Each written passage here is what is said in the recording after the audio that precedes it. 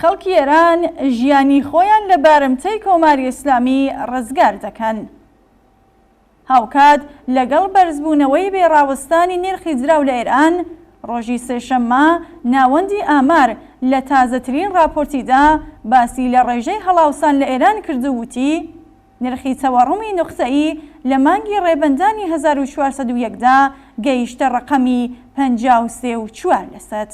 واتە بنەماڵەکانی وڵات بە شێوەی مامناوەند 53.4% زیاتر لە مانگی ڕێبەندانی 1400 بۆ کڕینی کۆی کاڵا و خزمەتگوزاریەکان هەزینەیان کردووە. بە پێم راپۆرتە نرخی تەوەڕوومی 12 مانگە 47.7% بەراورد کراوە. ئەمە هەشتەمین مانگی بەردەوامەکە هەڵاوسانی ساڵانە لەسەرەوەی 40%. زیاترین بەرزبوونەوەی نرخ لە گروپی خۆراکیەکان و خواردنەوەکاندا بووە، جێگایکە کاڵاکان 68% بەراورد بە 12 مانگ پێشتر گرانتر بوون.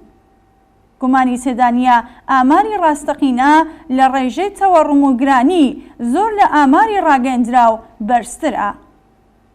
ڕۆژی سێشەمەی ڕابردوو ئیحسان خاندووزی وەزیری ئابووری لەم پەیوەندیەدا کۆنفرانسێکی مەجموعاتی لەگەڵ هەواڵنێران هەبوو تا وێڕایدانی راپۆرتی دارایی 11 مانگەی دەوڵەت وەڵامی پرسیاری هەواڵنێرانیش بداتەوە. بێگومان یەکێک لە سەرەکیترین پرسیارەکانی ئەم ڕۆژانەی خەڵک سەبارەت بە بۆچی گرانبوونی دۆلارە. هەر لەمبارەوە کاتێک هەواڵنێرێک پرسیاری لە وەزیری ئابووری کرد سەبارەت بە دۆلاری 50,000 تمەنی و گۆشتی 500,000 تمەنی، وەڵامی دایەوەکە جوابێکی بۆ ئەم پرسیارانە نییە.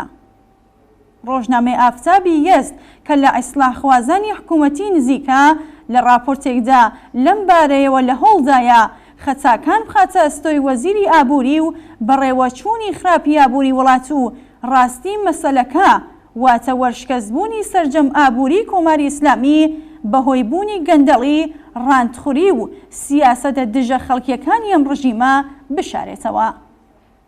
ئەم ڕۆژنامەیە دەنووسێ ئاغای خاندووزی، ئێوە وەزیری ئابوورین و ئەم کۆنفرانسەتان بۆ وەڵامدانەوە بەم پرسیارانەیە کە ژیانی خەڵکی گەیاندوێتە سنووری فەلاکەت. واتە بۆچی خۆتان بۆ وەڵامدانەوە بەم پرسیارانە ئامادە نەکردووە؟ ئاغای وەزیر، مەگەر ژیانی خەڵک بازیچەی دەستی ئێوەیە کە خۆتان لە بێخەیاڵی داوە و وەڵامێکتان نییە؟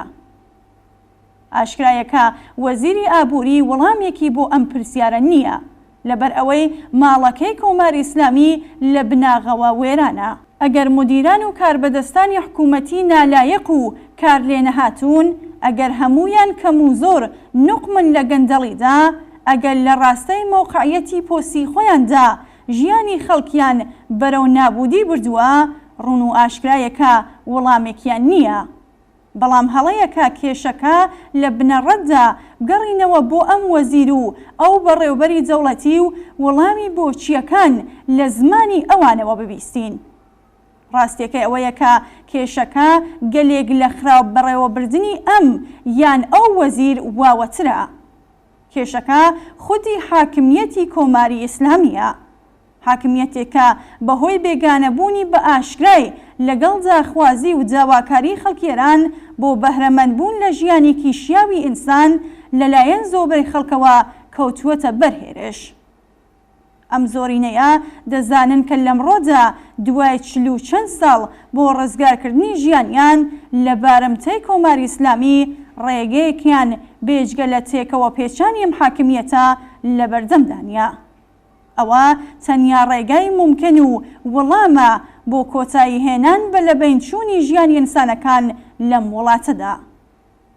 لەم ڕووەوە داخوازی ڕووخانی حکوومەتی ئیسلامی لە قوڵایی ئەم کۆمەڵگەیەدا لە شوێنی کار و ژیانی ئینسانەکان لە نێو ژنان، لاوان، کرێکاران، خانەنشینان، مامۆستایان و پەراوێزنشیناندا بەرچاوە و لەمڕۆدا بەرزتر لە هەموو کاتێک لە ئاخێزی شۆڕشگەرانەی ژینەدا بانگەواز و داوای دەکرێت.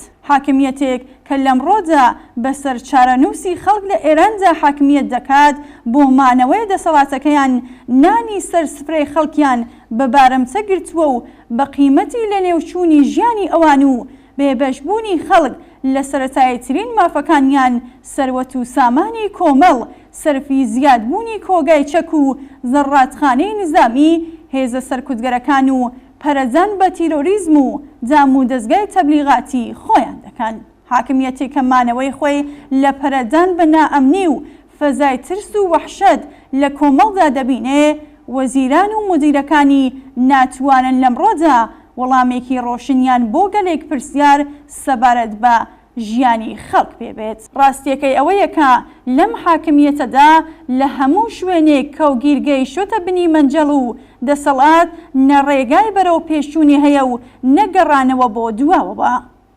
زۆربەی خەڵکی ئێران ستەمدیتوان و بێبەشانن کە باری قورسی هەڵاوسان و گرانی کەوتوتە سەر شانیان و بە ئاخێزی شۆڕژگەرانەی خۆیان عەزمیان جەزم کردووە کە بە ڕووخانی وەها حاکمیەتێک ژیانی خۆیان لە بارەمچەی ئەم ڕژیمە ڕزگار بکەن.